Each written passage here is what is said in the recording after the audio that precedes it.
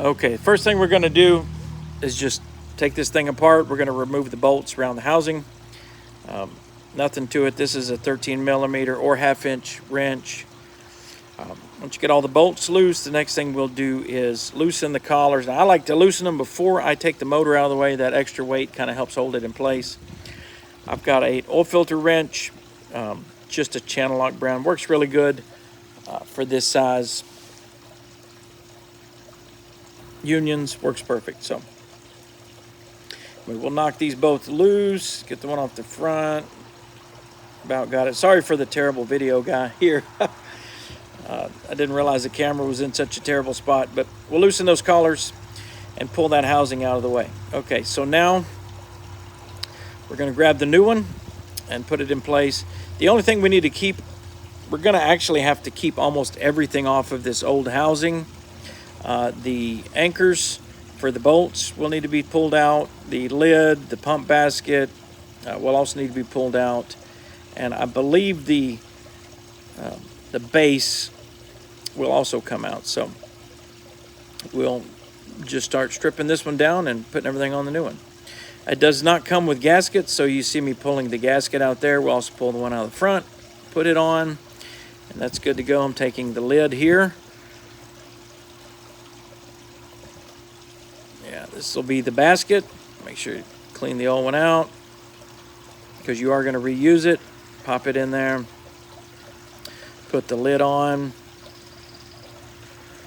And then now we're going to take the anchors out for the bolts. Now I'm just going to pop these out with a screwdriver. There's nothing. Actually, I put the bolt in. I wish I could have got this on the video. But just screw the bolt in just a little bit and then tap them all out. And that works really well. We'll knock all those loose and then turn around and put the new ones back in.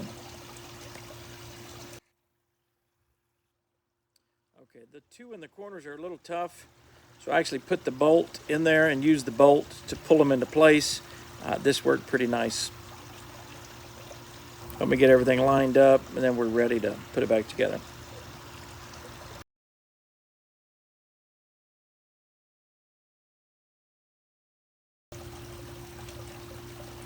All right, everything's in place. We're just going to stick her back in into position. Now I like to go ahead and hook up the pipes first before the weight of the motor's on it.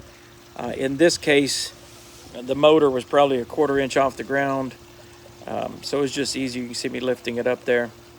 Now you'll hear in just a second some scraping.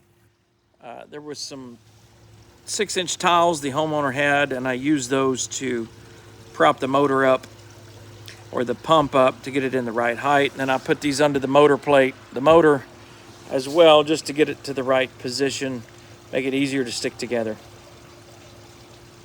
If I'd been doing a complete install, I would have cut the pipe, lowered it to the right level, and made it work. But we were just replacing the housing on this one and keep it as cheap as possible for the homeowner.